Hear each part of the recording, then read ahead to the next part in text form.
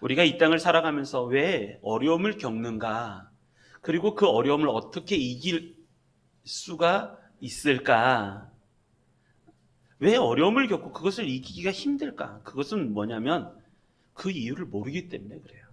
내가 어려움을 겪는데 이 어려움이 어디서 와서 지금 왜 나한테 임하는지 그걸 내가 모르기 때문에 그래요. 그런데 이 모든 고난과 모든 폭풍의 이 어려움들은 내가 이유를 발견할 때 그게 끝나게 되어 있어요. 내가 이걸 모르니까 계속 내가 고난을 받는 거예요.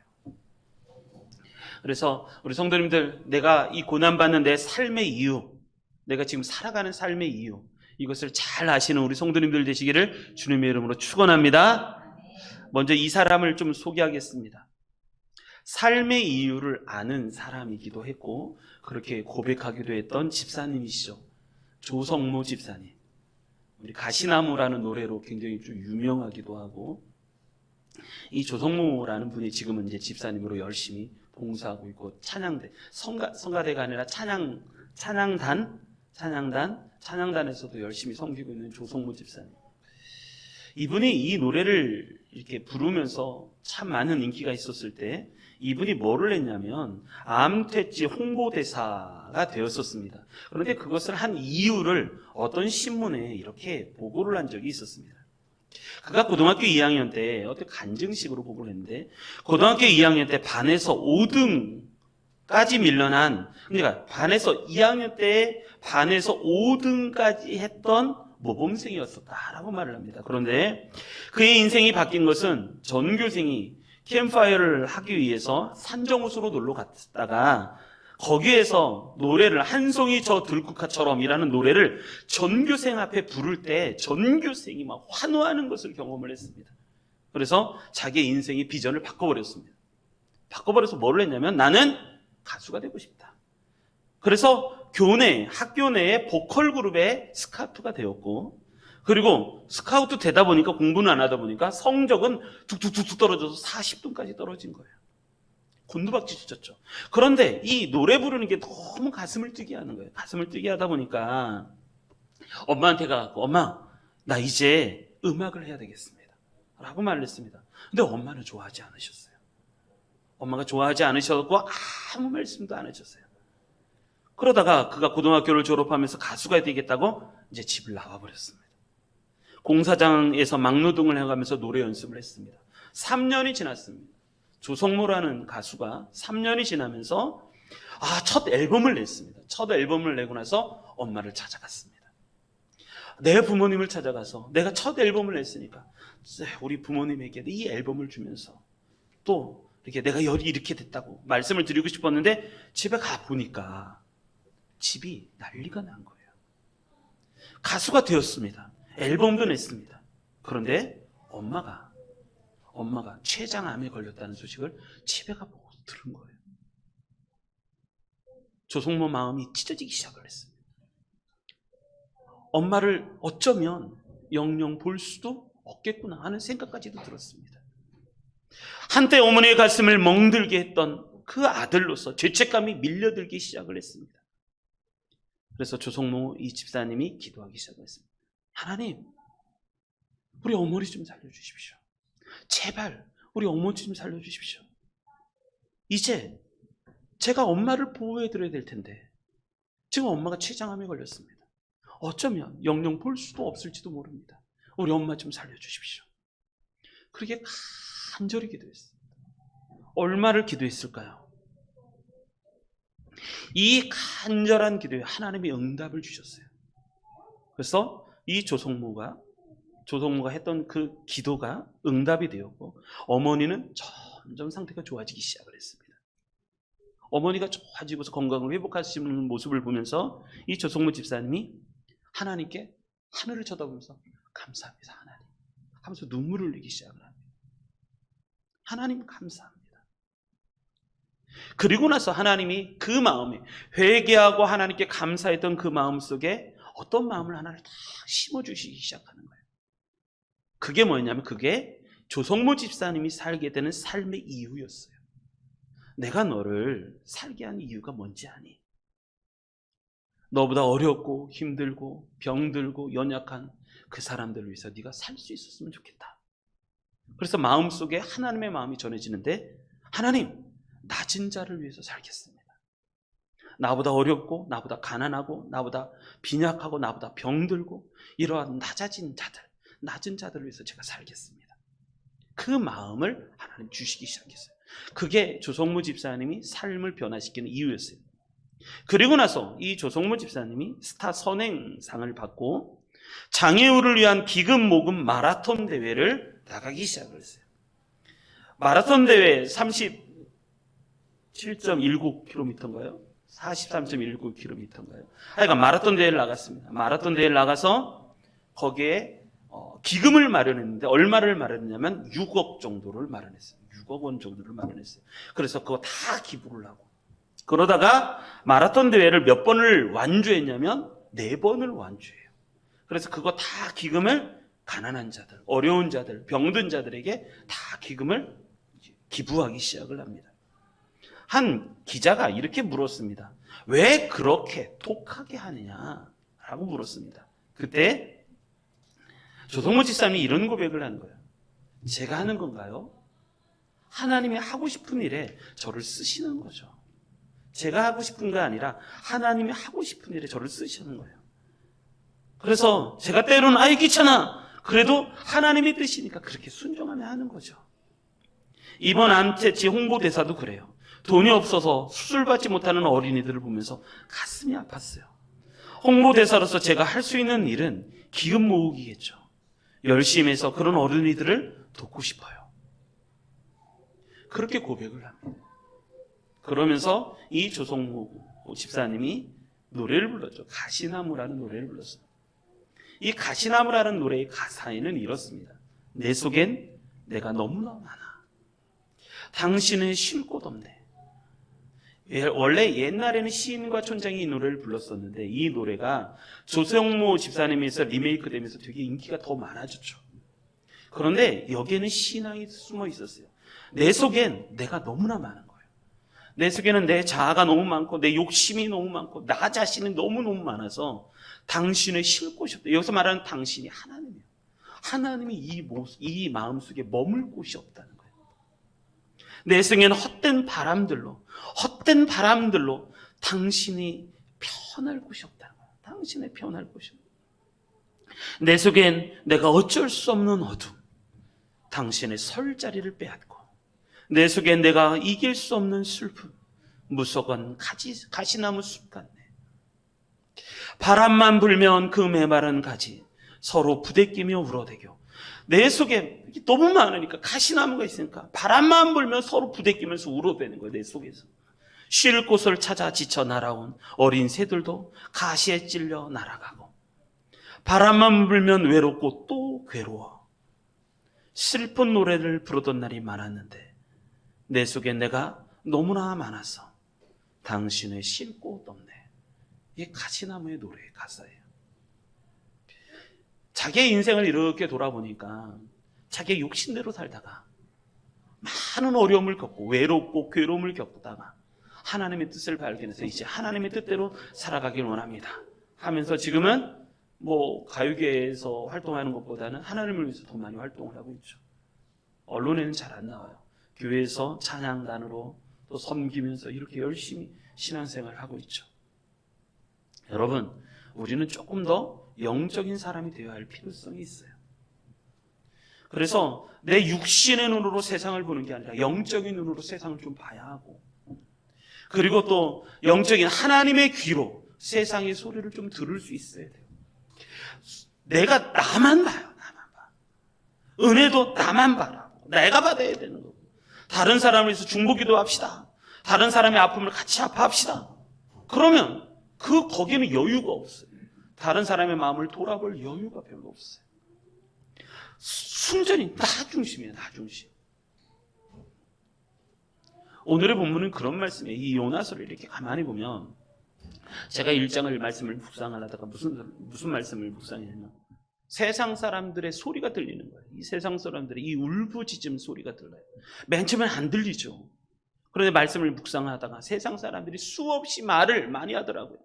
나에게 도와달라고 그렇게 울부짖는 소리를 들었어요. 그래서 거기에 대해서 그리스도인들이 어떻게 대답을 해야 될 것인가, 말씀이 이 요나서 1장의 말씀이에요. 우리 성도님들, 하나님을 뜨겁게 사랑하시기 바랍니다. 그리고 좀 영적인 세계가 열렸으면 좋겠어요. 그래서 하나님의 눈으로 세상을 좀 보고, 하나님의 귀로 세상의 소리를 좀 듣고, 그래서 그리스도인이 아니면 세상에 줄 수 없는 메시지가 없어요. 어디에 가서 하나님의 메시지를 세상 사람들에게 들려주겠어요? 텔레비전에서요? 텔레비전에서 그거 안 해요. 텔레비전에서 요즘 이상한 것만 너무 많이 방송해요. 미신적이고 무속적인 신앙, 거기만 너무 많이 방송을 해서 하나님에 대한 메시지가 거의 없어요. 하나님의 메시지를 전할 수 있는 곳은 교회밖에 없어요. 우리 성도님들밖에 없는 거예요.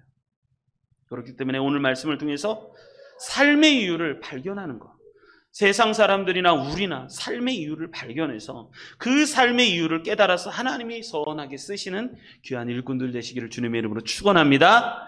자, 오늘 고난의 이유를 발견하는 것에 대해서 오늘 말씀을 드릴 텐데, 세상 사람들이 왜 고난의 이유를 발견할 수 없을까?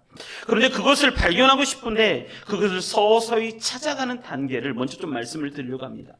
자, 세상 사람들이 도대체 무슨 소리를 하고 있는가? 먼저 첫 번째, 세상 사람들은 하나님에 대해서 일단 무관심해요. 지금 이 4절부터의 말씀은 관심을 보이기 시작하는데, 원래 세상 사람들은 좀 무관심해요. 그래서 세상적인 신앙을 두 가지로 얘기해요. 첫째, 무신론. 신앙이 없어요. 하나님은 없다라고 말하는 거예요. 하나님은 없다. 이걸 무신론이라고, 무신론. 또 한 가지는 불가지론이라고 해요. 불가지론. 하나님이 계신지 그것이 없는, 하나님이 안 계신지 나는 모른다요. 나는 모른다. 하나님이 계신지 하나님이 안 계신지 그건 나는 모르겠다요. 그걸 불가지론이라고 해요. 불가지론. 무신론은 하나님이 없다. 불가지론은 하나님이 계신지 안 계신지 나는 모르겠다. 세상들의 입장은 다 그래요. 다 그래요. 그러다 보니까 뭐만 쫓아가냐면 눈에 보이는 것 쫓아가요. 눈에 보이는. 그래서 뭐라 하냐면 요즘 시대에, 자본주의 시대에 가장 큰 우상, 가장 큰 목적, 목표는 뭐냐면 성공주의예요. 성공주의. 성공해야 되는 거. 어떻게든지 성공해야 되는 거예요. 또 하나, 쾌락주의. 돈을 버는 이유가 뭐냐면 내가 좀 즐기자는 거예요. 내가 행복하자는 거예요. 이게 쾌락주의. 돈을 버는 이유가 내가 열심히 내 만족을 위해서 찾는 거예요. 그거 쾌락이에요. 쾌락. 즐기는 거. 세속주의, 개인주의. 이게 다 하나님이 없는 사람들이 가는 거예요. 하나님이 없는. 그런데 문제는요, 인생이 이렇게만 끝나면 얼마나 좋겠어요. 그러다 행복하다가 죽으면 얼마나 좋겠어요. 그런데 인생이 그렇잖아요. 인생이 뭐가 오냐면 폭풍이 오기 시작하는 거예요. 인생이 폭풍이 몰아닥치기 시작해요. 우리 4절 한번 같이 볼까요? 4절 같이 읽겠습니다. 읽습니다. 시작. 여호와께서 큰 바람을 바다 위에 내리심에 바다 가운데 큰 폭풍이 일어나 배가 거의 깨지게 된지라. 아멘. 큰 바람이 바다 위에 내리심에 바다 가운데 큰 폭풍이 일어나 배가 거의 깨지게 된지라 라고 하는 거예요. 그러니까 큰 폭풍이 내 인생에 몰려 들어올 때가 있어요.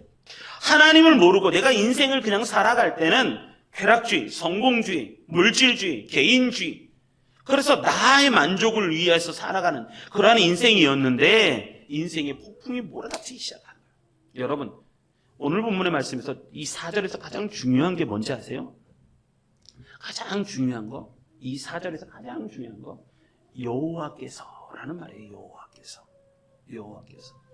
여호와께서 어떤 분이시냐? 폭풍을 일으키시는 분이시라는 거예요. 바람을 일으키시고 폭풍을 일으키시고 내 배가 산산조각이 날 정도의 위기에 처할 수도 있게 만드시는 분이 계시다는 것을 빨리 알아라는 거예요. 알아라는 거예요.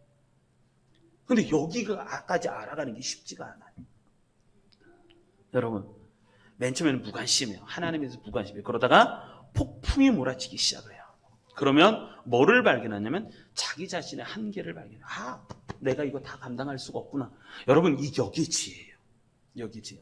믿음이 좋은 사람들은 믿음이 좋아서 열심히 해서 내가 뭐를 잘해서 헌신을 많이 해서가 아니라, 믿음이 좋은 사람은 어떤 사람이냐면 내가 연약하다는 걸 알아요. 내가 연약한. 그래서 겸손한 거예요. 나는 부족해요. 그런데 하나님이 은혜를 주셨어요. 나는 부족해요. 그런데 하나님이 이렇게 저를 도와주셔서 이것으로 내가 누군가를 섬길 수 있게 해주셨어요 라고 말하는 겸손함이 그 안에 있는 거예요. 세 번째, 우리 5절 같이 한번 보겠습니다. 5절. 이게 세 번째 단계인데, 5절이. 같이 보겠습니다. 5절 시작. 사공들이 두려워하여 각각 자기의 신을 부르고, 우리 천천히 한번 보겠습니다. 그 다음에, 여러분, 한계를 만났을 때, 그 다음에 느끼는 마음이 두려움이에요, 두려움. 내가 두려워하는 거예요. 공포를 느끼는 거예요. 내가 어쩔 수 없어. 내가 어떻게 할 수가 없는 상황. 내가 모든 걸 할 수 있을 것 같았는데 내가 모든 것을 할 수가 없는 상황 가운데 갔을 때 뭐가 찾아오면 두려움이 찾아와요. 두려움. 여러분, 이 5절의 단계는 어떤 단계냐면, 그래서 내가 두려움을 느껴서 누군가를 찾아가는 단계예요. 누군가를 찾아. 그래서 이 사람들이 그 두려움을 느끼고 그 다음에 뭘 하냐면 각각 자기의 신을 부르고. 여기서 말하는 각각 자기의 신이라고 말하는 건 뭐 우리나라에서는 무속신앙이 될 수도 있고 각각 예전부터 믿었던 지역의 신들이 될 수도 있고 그런 신인 거죠. 각각 누군가를 찾아요. 누군가를 찾아요. 그런데 그 다음 구절 5절 우리 같이 한번 다시 보겠습니다. 5절 쭉 한번 읽겠습니다. 시작. 사공들이 두려워하여 각각 자기의 신을 부르고 또 배를 가볍게 하려고 그 가운데 물건들을 바다에 던지니라. 그러나 요나는 배 밑층에 내려가 누워 깊이 잠이 든지라. 아멘. 사람들은 두려워해서 각각 신을 부르고 그 다음에는 뭐냐면 배를 가볍게 하라고 그 가운데 물건들을 각각 바다에 다 던지기 시작을 해요. 이제 포기의 단계, 포기의 단계. 자신의 것을 버려요. 이것으로 내가 살 수 없다라는 단계예요. 그래서 다 버리는 거예요. 다 버리는 거예요. 그럼 버리게 돼 있죠. 여지껏 내가 정말 중요하게 여겼던 도구들, 여겼던 것들 그거 다 버리는 단계. 여러분, 진짜 어려움이 닥치면요. 이게는 뭐냐? 우선순위가 정해지는 단계예요. 정말 내가 목숨이 경각이 딱 되려면요. 정말 소중한 것이 무엇인지를 깨닫게 돼요. 자, 6절 읽겠습니다. 6절 읽겠습니다. 시작. 선장이 그에게 가서 이르되 자는 자여 어찌함이냐 일어나서 내 하나님께 구하라. 혹시 하나님이 우리를 생각하사 망하지 아니하게 하시리라 하니라. 아멘. 그 다음에 네 번째 단계는 뭐냐면 기도를 요청하는 단계예요. 기도를 요청하는 단계. 여기 보면 선장이 그에게 가서, 그러니까 배 밑창이에요. 배 가장 밑층에 요나가 잠을 자고 있는데 지금 사공들이 각각 자기의 신을 부르고 배를 가볍게 하고 물건들을 버리고 막 난리가 났어요. 그런데 모든 사람들을 깨워서 너희 신들에게 기도해라. 너희 신들에게 기도하라. 그러다가 선장이 어디까지 하냐면 배 맨 밑창까지 내려왔어요. 밑층까지 내려와서 요나를 깨우는 거예요. 요나야, 너 제발 좀 기도해라. 제발 좀 기도해라. 왜냐하면 우리가 다 죽게 생각하지 않았느냐. 너 일어나서 자는 자의 어찌함이냐. 일어나서 내 하나님께 구하라. 혹시 하나님 우리를 생각하사 망하지 아니하게 하시리라. 너도 기도 좀 해라는 거예요. 기도 좀 해라. 여러분, 우리가 어려움에 빠지면 그 다음에 뭐가 되냐면 기도 요청을 하는 거예요. 기도 요청. 여기서 보면 자는 자의 어찌함이냐라는 말이 무슨 말이냐면 이런 거예요. 이 판국에 지금 잠을 자다니라는 말이에요. 이 판국에. 영어 번역에서는 이렇게 얘기해요. 이 같은 시국에 어떻게 네가 잠을 잘 수 있느냐라는 거예요. 어떻게 잠을 잘 수 있냐. 그리고 그 다음에 7절. 그 다음에 어떤 단계냐면 문제의 원인을 찾아내기 시작을 해요. 7절 읽겠습니다. 시작. 그들이 서로 이르되 자 우리가 제비를 뽑아 이 재앙이 누구로 말미암아 우리에게 임하였나 알아보자 하고 곧 제비를 뽑으니 제비가 요나에게 뽑힌지라. 아멘. 여러분, 세상 사람들은 문제가 생기면 그 원인을 자꾸 찾아가려고 해요. 되게 이것은 예전에는요 원인이고 뭐고 무관심했어요. 그런데 하나님 그 사람을 깨우시는 작업을 하는 거예요. 그래서 원인을 찾아가는 거예요. 원인. 그러다가 요나가 선택이 되는 거죠. 그리고 나서 이제 마지막 단계예요. 마지막 단계, 6번째 단계. 그건 뭐냐면 질문을 하는 거예요. 요나에게 질문을 해요. 세상 사람들이 어려움을 만나잖아요. 그러면 반드시 여러분 깨어있으시기 바랍니다. 왜냐하면 세상 사람들이 어려움을 만나면 반드시 예수 믿는 사람들에게 찾아와서 예수 믿는 사람에게 물어요. 지금 이 사람들은 총 3가지를 물어요. 이 무리들이 크게 보면 3가지만 물는데 첫 번째 질문은 8절이에요. 8절. 무리가 그에게 이르되 청하건대 8절 읽겠습니다. 시작. 무리가 그에게 이르되 청하건대 이 재앙이 누구 때문에 우리에게 임하였는가 말하라. 내 생업이 무엇이며 내가 어디서 왔으며 내 나라가 어디며 어느 민족에 속하였는가 하니 이렇게 묻는 거예요. 이 무리가 묻는 첫 번째 질문은 뭐냐면 이 재앙이 왜 생겼냐는 거예요. 이 재앙이 왜 생겼느냐. 그리고 너는 누구냐는 거예요. 너는 누구냐. 세상 사람들이 왜냐하면 해석을 원해요. 인생에 풍랑이 임해요. 풍랑이 임하는데 그 풍랑을 해석할 능력이 없어요. 세상 사람은 해석 못해요. 해석은 누구에게 있냐면 하나님께 있지 않습니까? 내가 내 인생에 풍랑이 있고 폭풍이 임할 때 그 폭풍을 해석할 수 있는 분은 하나님밖에 없는 거예요. 하나님밖에. 그래서 세상 사람들이 풍랑을 맞고 어려움을 경험하잖아요. 그러면 그 이유를 우리에게 물어보는 거예요. 이유를 우리에게 물어보는 거예요. 이게 왜 생겼나요? 라고 물어보는 거예요. 그래서 여러분 준비를 하고 있으셔야 돼요. 준비를. 자, 그리고 이 재앙이 누구 때문에 이 재앙이 왜 생겼느냐? 그리고 너는 누구냐라는 질문을 하죠. 그리고 두 번째 질문은 뭐냐면 10절 같이 보겠습니다. 10절 읽습니다. 시작. 자기가 여호와의 얼굴을 피함인 줄을 그들에게 말하였으므로 무리가 알고 심히 두려워하여 이르되 내가 어찌하여 그렇게 행하였느냐 하니라. 아멘. 두 번째 질문은요. 네가 어떻게 해서 도망갔느냐는 거예요. 도망갔느냐. 왜 하나님의 뜻을 행하지 않고 너가 어째서 도망갔느냐라고 말하는 거예요. 그리고 세 번째 질문은 11절 같이 읽겠습니다. 11절 읽습니다. 시작. 바다가 점점 흉흉한지라 무리가 그에게 이르되 우리가 너를 어떻게 하여야 바다가 우리를 위하여 잔잔하겠느냐 하니. 그러고 나서 세 번째 질문이 그거예요. 이제 어떻게 해야지 바다가 잔잔해지겠느냐라고 물어보는 거예요. 어떻게 해야지 바다가 잔잔해지겠느냐. 자, 어떻게 하시겠습니까? 세상 사람들이 와서 나한테 이렇게 질문을 하면 우리는 뭐라고 대답을 하실 수 있겠습니까? 이제부터 중요합니다. 이때 예수 믿는 사람들은 어떻게 해야 될 것인가?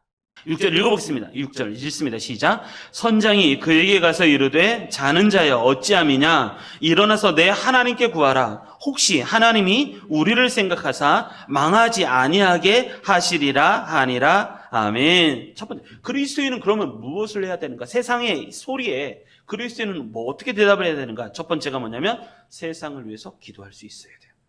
예수 믿는 사람들은 세상을 위해서 기도할 수 있어요. 왜냐하면 세상 사람들은요, 예수 믿는 사람들이 자기를 위해서 기도해 주기를 바라고 있어요. 말은 이상한 말을 할 수 있을지라도 그의 속 영의 말은 무슨 얘기를 하냐면 우리를 위해서 제발 기도해 주라고요. 그래서 내가 이 어려움, 우리를 생각하사 망하지 아니하게 하시리라. 지금 그 말씀하거든요.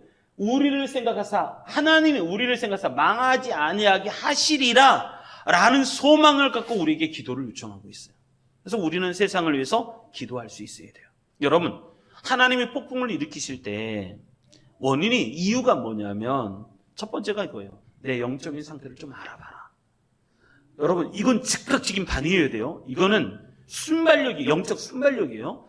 내게 어려움이 딱 오면 첫 번째 내가 해야 될 건 내 영적 상태를 빨리 알아야 돼요. 체크를 해보셔야 돼요. 내가 하나님 앞에 진실하지 않았는지, 하나님께 숨기는 것은 없었는지, 하나님 앞에 내 마음을 전체 다 오픈을 했는지, 내 안에 하나님 앞에 회개할 것은 있는지 없는지, 그걸 빨리 돌아볼 수 있어야 돼요. 영적인 체크를 해요. 풍랑이 오면 빨리 영적 체크를 해요. 두 번째, 철저하게 하나님을 의지하셔야 돼요. 의지하셔야 돼요. 그런데 이것보다 더 중요한 게 뭐냐면, 폭풍이 왔을 때는 그 다음에 중요한 게 뭐냐면 세상에 외치는 소리를 들을 수 있어야 돼요.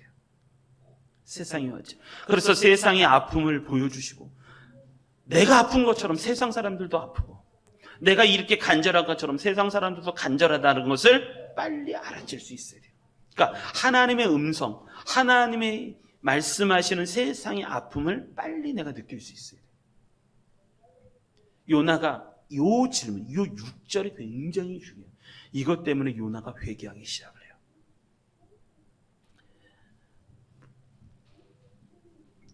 자, 그런데 여기 보면 이렇게 얘기하죠. 요나서 1장 2절에 보면 이런 말씀이 있어요. 요 선장의 이야기를 들으면서 뭐가 깨달아지기 시작하냐면 요나가 1장 2절에 요나에게 말씀하신 하나님의 음성이 들리기 시작하는 거예요. 자, 1장 2절 읽겠습니다. 1장 2절 읽습니다. 시작. 너는 일어나 저 큰 성읍 니느웨로 가서 그것을 향하여 외치라. 그 악독이 내 앞에 상달되었음이니라 하시니라. 아멘. 하나님이 요나를 깨우시고 요나에게 미션을 주실 때 이렇게 말씀해요. 너는 일어나서 저 큰 성읍 니느웨로 가서 그것들을 향해 외치라. 그 악독이 내 앞에 상달되었음이라. 지금 망하게 생겼으니까 너 빨리 가서 너 빨리 일어나라. 일어나서 빨리 가고 거기 가서 외치라는 거예요. 이게 하나님의 미션이었어요. 하나님의 말씀이었어요. 그런데 요나가 도망갔잖아요. 반대 방향으로 배 타고 도망가면서 배 밑에 창에 들어가서 거기서 잠을 자고 있었는데 선장이 와서 이 얘기를 합니다. 선장이 와서 너 자는 자가 어찌함이냐. 지금 이 말씀이 그예요. 선장이 그에게 와서 이르되 자는 자여 어찌함이냐는 거예요. 자는 자여 어찌함이냐. 그리고 나서 했던 그 말씀, 일어나서 내 하나님께 구하라. 내 하나님께 구하라. 여러분, 이 말씀이 어떤 말씀이면 1장 2절에 하나님이 하셨던 말씀이 지금 이 선장이 또 하고 있는 거예요. 반복해서. 일어나서 내 하나님께 구하라. 1장 2절, 너는 일어나 저 큰 성읍 니느웨로 가서 그것을 향하여 외치라. 선장이 하는 얘기가 자는 자여 어찌함이냐. 일어나서 내 하나님께 구하라. 혹시 하나님이 우리를 생각하사 망하지 아니하게 하시리라 하니라. 지금 뭐가 있냐면 선장의 소리를 통해서 하나님의 음성을 듣는 거예요. 선장이 얘기를 했는데 그 소리가 하나님이 하신 얘기랑 똑같은 얘기를 하고 있는 거예요. 똑같은 얘기. 여러분, 예수 믿는 사람들이 폭풍을 만났을 때 어떻게 해야 되는가? 빨리 하셔야 돼요. 내 자신을 영적인 상태를 보고 내가 하나님을 절대 의지하고 붙들지만 또 하나는 뭐냐면 이 상황 속에 세상에 울부짖는 소리를 들을 수 있어야 된다는 거예요. 이게 요나서의 핵심이에요. 왜냐하면 나는 그걸 안 들었었거든요. 안 들었다가 지금 선장을 통해서 똑같은 얘기를 반복해서 듣고 있는 거예요. 반복해서. 일어나. 너 저 큰 성읍 니느웨에 가서 빨리 가서 외치라는 거예요. 외치라. 그 성에 지금 심판이 임하게 생겼는데 근데 선장이 와서 자는 자여 어찌하며 빨리 일어나서 내 하나님께 구하라.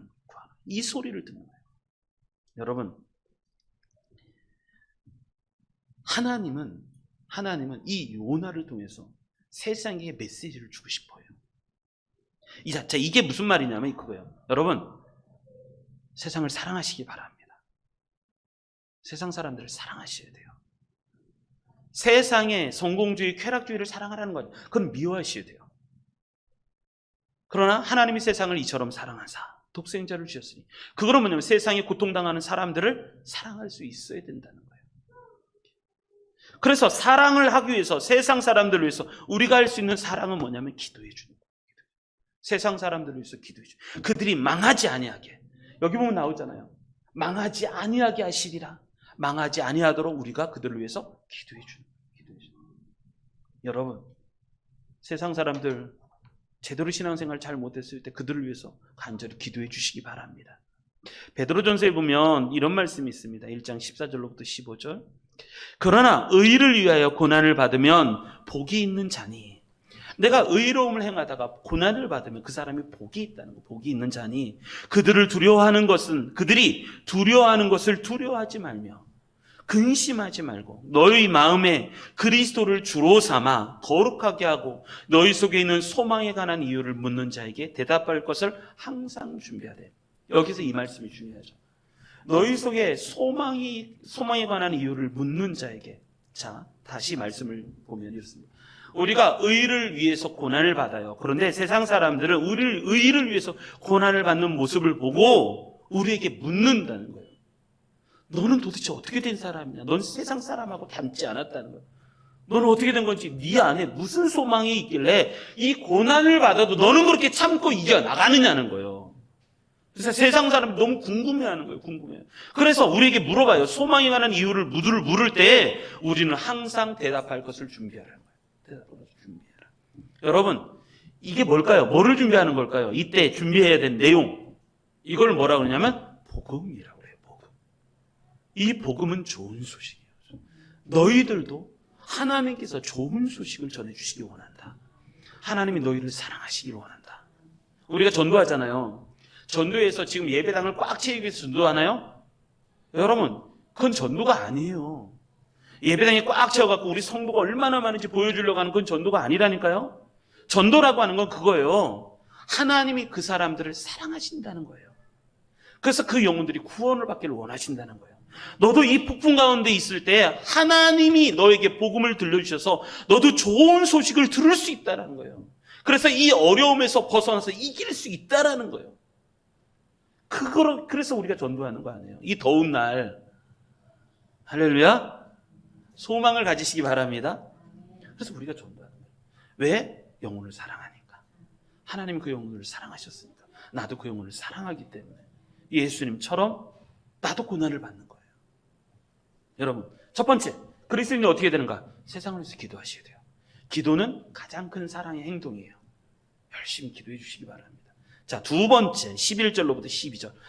이 말씀이 11절로 이 12절이 가장 귀한 말씀이에요. 이걸 예수님이 하셨잖아요. 예수님이 말씀하신 거예요. 11절, 12절. 읽겠습니다. 시작.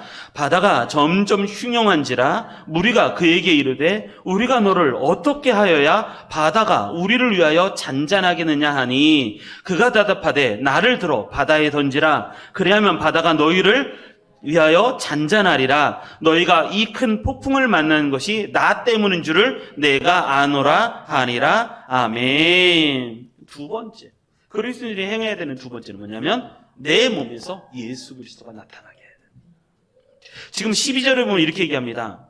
11절, 바다가 점점 흉용한지라 무리가 그에게 이르되 우리가 너를 어떻게 하여야 바다가 우리를 위하여 잔잔하겠느냐. 바다가 어떻게 잔잔해지겠느냐. 그랬더니 요나가 이렇게 대답을 해요. 뭐라고 대답하냐면 나를 들어서 바다에 던져버리라는 거예요. 나를 들어서 바다에 던져버려라. 그래야면 바다가 너희를 위하여 잔잔하리라. 여러분, 이 말씀을 누가 하시냐면 예수님이 하세요. 예수님이 뭐라고 말씀하시냐면 마태복음 12장에 많은 사람, 그때 서기관과 바리새인 중에 몇 사람이 와서 말하되 선생님이여 우리에게 표적 보여주시기를 원합니다. 표적 보여주시기 원합니다. 그랬더니 예수님이 말씀하시되 예수께서 대답하여 이르시되 악하고 음란한 세대가 표적을 구하나 선지자 요나의 표적밖에는 보일 표적이 없느니라. 여러분, 예수님이 지금 말씀하시는데 뭐를 얘기하냐면 나는 요나의 표적밖에는 보일 표적이 없다는 거예요. 그게 무슨 얘기냐? 그러면서 설명하실 때 요나가 밤낮 사흘 동안 큰 물고기 뱃속에 있었던 것 같이 인자도 밤낮 사흘 동안 땅속에 있으리라. 십자가에서 죽으시고 무덤에 3일 동안 갇히신 이야기를 하는 거예요. 지금 요나가 무슨 얘기를 하냐면 나를 들어서 바다가 우리를 위해서 어떻게 잔잔해, 나를 들어서 바다에 던지라는 거예요. 이건 뭐냐면 예수 그리스도의 십자가를 의미하는 십자가. 여러분, 세상 사람들이 우리에게 수많은 질문을 할 거예요. 너는 왜 예수를 믿니? 너 하나님 믿니? 야, 하나님 진짜 살아계신 거야? 지옥은 진짜 있어요? 야, 지옥 없으면 안 될까? 지옥 왜 있어야 되니? 하나님은 진짜 살아계신 거야? 이렇게 막 물었을 때 우리는 뭘 해야 돼요? 우리는 그리스도를 보여줘야 돼요. 예수 그리스도를 보여줘야 돼요. 나를 던져서 바다에 빠뜨려라. 그러면 바다가 너희를 위하여 잔잔해지리라. 이 얘기는 무슨 얘기냐면 나 진짜 바다에 빠뜨려 죽여라. 뭐 그럴 수도 있겠지만 얘기는 짓은 뭐냐면 예수 그리스도를 보여줘야 돼요. 예수 그리스도가 살아계신 하나님의 가장 큰 표적이에요. 표적. 예수님의 희생의 사랑. 하나님이 인간이 되셨고 그 인간이 되신 예수님 고난을 받으셨고, 여러분 어려움을 당할 때 우리가 항상 십자가를 생각하셔야 돼요. 어떤 15살짜리 아이가, 무디 목사님이 이제 신방을 어떤 곳에 갔는데 15살 때였을 때 허리를 다쳤어요. 그래서 병원에 가고 40년 동안 침상에 누워 있었어요. 근데 거기를 신방을 갔어요, 무디 목사님. 신방을 가서 봤더니 여러분 40년 동안 움직이지도 못하고 침상에 누워 있다고 하면 그 사람이 어떤 인생을 살았겠어요? 그런데 무디 선생님이 가갖고, 무디 목사님이 가갖고 그 얼굴을 보니까 그 얼굴이 천사 같은 거예요. 얼굴이 그냥 아픈 사람의 얼굴이 아니라 그 얼굴에서 빛이 나더라고요, 빛이. 그렇게 빛나는 얼굴을, 무디 목사님이 얘기할 때 그렇게 빛나는 얼굴을 내가 본 적이 없다는 거예요. 병이 아파서 40년 동안 침상에 있는데 얼굴에서 빛이 나는데 그렇게 빛나는 얼굴을 본 적이 없었다는 거예요. 그래서 물어봤어요. 당신은 이렇게 아픈데 하나님을 원망해 본 적 없습니까? 그랬더니 이분이 하는 얘기가 뭐냐면, 물론 마귀가 때때로 시험할 때가 있었다는 거예요. 마이가 뗐다. 그래서 다른 사람들이 건강하게 뛰어노는 것을 보면, 창문으로 보고 있다 보면 속이 터지는 거예요. 사탄이 와서 자기에게 이렇게 속삭이더라는 거예요. 하나님은 그렇게 선하시다는데 왜 너만 집안에 그렇게 들어누워 있느냐? 왜 깝깝하게 누워서 다른 사람들의 신세만 지게 하느냐라고 사단이 와서 이렇게 속삭이더라는 거예요. 속삭이더라. 그렇게 시험할 때 그럼 뭐라고 대답했나요? 라고 대답했더니 그때 이렇게 얘기하더라는 거예요. 그때마다 영적으로 승리했다는 거예요. 그 사탄을 데리고 십자가 앞에 갔다는 거예요. 십자가 앞에 가서, 그럼 십자가 앞에 가보면 이 십자가 예수 그리스도의 희생과 나를 위해서 고난받으신 것, 죽으신 것, 그것 때문에 사탄이 도망가더라는 거예요. 그래서 늘 그것 때문에 승리했더라. 여러분, 세상 사람들이 물어볼 거예요. 하나님이 진짜 살아계시냐? 증거를 보여주십시오. 그게 십자가예요. 예수 그리스도의 사랑이에요. 그래서 항상 우리 속에는 이 요나, 나를 바다에 던지라는 거예요. 그럼 바다가 너희를 위하여 잔잔해지리라. 예수 그리스도를 우리 몸에서 드러나게 해야 돼요. 예수 그리스도. 그리고 마지막 17절까지 읽겠습니다. 17절 읽습니다. 시작. 여호와께서 이미 큰 물고기를 예비하사 요나를 삼키게 하셨으므로 요나가 밤낮 3일을 물고기 뱃속에 있으니라. 아멘. 세 번째, 마지막이요. 하나님께서 우리를 인도하신다는 것을 보여줘야 돼요. 하나님께서 우리를 인도하신다는 걸 보여줘야 돼요. 자, 요나서는요, 언제 썼느냐면, 요나가 니느웨까지 가서 하나님께서 그 영혼들을 구원하신 것을 다 보고 돌아와서 쓴 책이 요나서예요. 요나서. 그래서 요나가 자기의 인생을 쭉 돌아봤더니 이 섬세하게 글을 쓰면서, 야, 하나님께서 나를 이렇게 인도하셨구나 라는 것을 쓴 게 이 요나서예요. 그래서 요나가 모든 사명을 마치고 돌아와서 하나님이 나를 이렇게 인도하셨구나. 그래서 이 요나서가 성경으로 들어오고 성경으로 되면서 많은 사람들이 다 하나님은 저렇게 인도하시는구나 라는 것을 읽게 하셨다는 거예요. 읽게 하셨다. 여러분 잊지 마십시오. 제가 오늘 예배 전에도 찬양을 들으면서 어제 저녁에 말씀을 묵상하다가 오늘 주일날 무슨 찬양을 하지? 라고 묵상을 막 하다가 정말 은혜로운 찬양 하나를 발견했어요. 이 찬양을 들으면서 제가 얼마나 은혜 받은지 몰라요. 찬양 제목은 이거예요. 주님은 절대 당신을 포기하지 않습니다 라는 찬양이에요. 주님은 절대 당신을 포기하지 않으신다 라는 찬양인데 이 찬양이 너무 은혜로운 거예요. 그래서 오늘도 예배 전에 음악을 틀어놓고 아마 예배가 끝나고 나면 찬양이 나올 거예요. 그 찬양이 그 찬양이에요. 여러분, 하나님은 절대 우리를 포기하지 않으신다. 요나가 무슨 배짱이 있어서 나를 바다에 던지라고 했겠어요? 하나님이 인도해 주신다는 거예요. 큰 물고기를 준비하셔서 나를 살리실 거라는 거예요. 세상 사람들에게는 안 보이죠. 그런데 요나가 모든 사역을 마치고 돌아와서 이것을 메시지로 남기고 싶었어요. 하나님은 나를 인도해 주신다. 이걸 남기고 싶었어요. 자, 말씀을 정리해 보겠습니다. 세상이 편안할 땐 참 좋아요. 그러나 인생에는 반드시 폭풍우가 몰아친다. 세상 사람은 끊임없이 이걸 경험해 갈 거예요. 때로는 자기 한계를 발견하고 포기하고 버리고 자기의 신을 찾고 그리고 또 제비를 뽑고 원인을 찾아내고 그러다가 요나가 뽑히고 그리고 요나에게 무리에게 물어보고 그럴 거예요. 그럴 때 우리는 어떻게 되는가? 세 가지를 준비하셔야 돼요. 첫째, 세상을 위해서 기도해야 돼요. 세상을 사랑해야 돼요. 그리고 두 번째, 내 몸에서 예수 그리스도가 드러나야 돼요. 예수 그리스도에 드러나야 돼요. 그리고 세 번째, 하나님이 인도하심을 하나님이 인도하시는구나 라는 것을 보여줄 수 있어야 돼요. 그게 요나서예요. 요나서. 자, 7월 한 달 또 시작을 합니다. 우리 또 나가서 전도도 하겠지만 7월 한 달 동안 수없이 많은 사람들이 우리에게 진짜 하나님은 살아계시니? 라고 물어본다면 우리는 어떻게 대답을 해야 할까? 그때 우리는 그리스도의 십자가를 보여주십시오. 하나님이 너를 얼마나 사랑하신지, 하나님은 너를 포기하지 않으신다 라는 것을 메시지로 전해주셔서 이걸 뭐라고 그러냐면 복음이라고 말해요. 복음을 전해주셔서 그들로 하여금 당신도 희망이 있다는 것을 가르쳐 주시는 우리 모든 성도님들 되시기를 주님의 이름으로 축원합니다. 아멘.